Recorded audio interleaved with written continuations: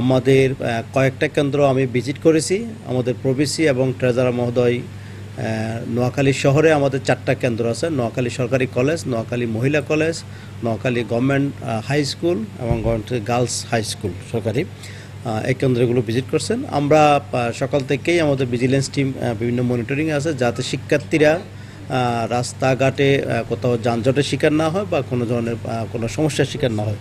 আমাদের বিএনসিসি সহ ভলান্টিয়ার এবং অন্যান্য সব পক্ষই বিভিন্ন ক্ষেত্রে কাজ করে যাচ্ছে এবং আমাদের প্রত্যেক কেন্দ্রে একজন করে ডাক্তার রেখেছি, যাতে কোনো কারণে কোনো শিক্ষার্থী অসুবিধার সম্মুখীন হলে যাতে সাথে সাথে চিকিৎসা পায়।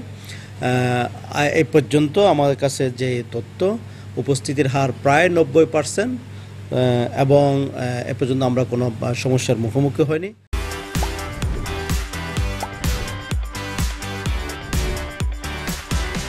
আমি আমার মেয়েকে নিয়ে আসছি পরীক্ষা দেওয়াতে। এখানে পরিবেশ খুব ভালো, ভলেন্টিয়ার আছে, মানে নিয়ম শৃঙ্খলার মধ্যে আছে, প্লাস যে ওরা পানি দিচ্ছে দিচ্ছে, ভালোই লাগতেছে।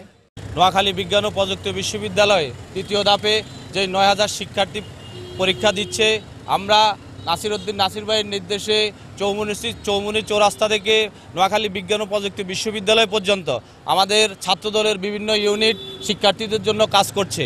এবং গতকালকে যে সকল শিক্ষার্থী আমাদের এই নোয়াখালী জেলায় পরীক্ষা দেওয়ার জন্য আসছে, আমরা তাদের জন্য আবাসন ব্যবস্থা করেছি এবং খাওয়ারের ব্যবস্থা করেছি।